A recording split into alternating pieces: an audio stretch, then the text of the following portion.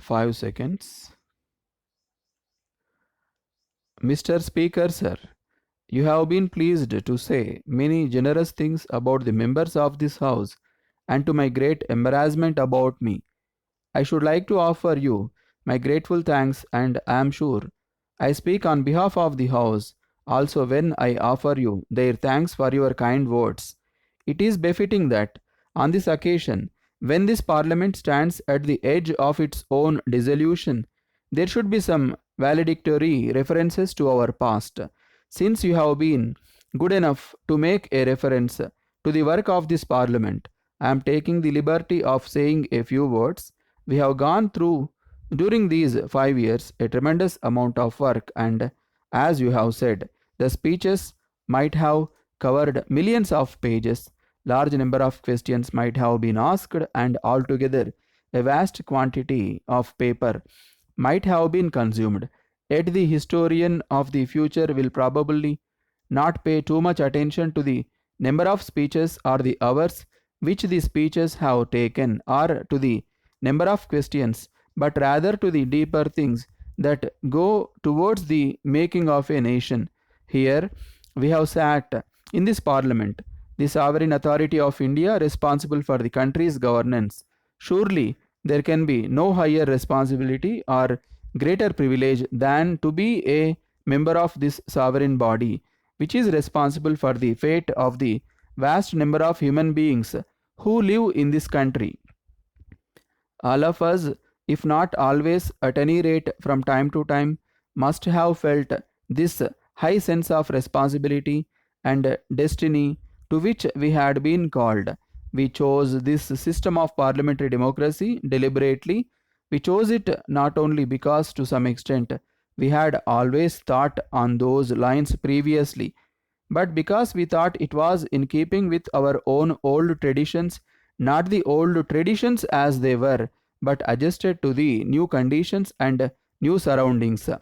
We chose it also because we approved of its functioning in other countries, more especially the United Kingdom. So, this Parliament and the Lok Sabha become to some extent like the British Parliament and the British House of Commons in regard to our rules of procedure and methods of work. Parliamentary democracy demands many virtues. It demands, of course, ability. It demands a certain devotion to work, but it demands also a large measure of cooperation, of self discipline, of restraint. It is obvious that a house like this cannot perform any functions without a spirit of cooperation, without a large measure of restraint and self discipline in each group. Parliamentary democracy is not something which can be created in a country by some magic wand. We know very well that there are not many countries in the world where it functions successfully. I think it may be said, without any partiality, that it has functioned with a very large measure of success in this country. Why? Not so much because we, the members of this house, are exemplars of wisdom, but I think because of the background in our country and because our people have the spirit of democracy in them. We have to remember how stable, how deep are the foundations of this democracy that we have sought to serve and to build up in this country. Ultimately, it is on the strength and depth of these roots that we shall prosper, on the strength of character and the capacity for service, and not by the number of laws that we pass. Parliamentary democracy involves peaceful methods of action, peaceful acceptance of decision taken, and attempts to change them through peaceful ways again. It is no parliamentary democracy otherwise. It is essential that we who talk and believe in the quest of peace so much should remember that the quest of peace and the quest of democracy can only be made through methods of peace and not through any other methods.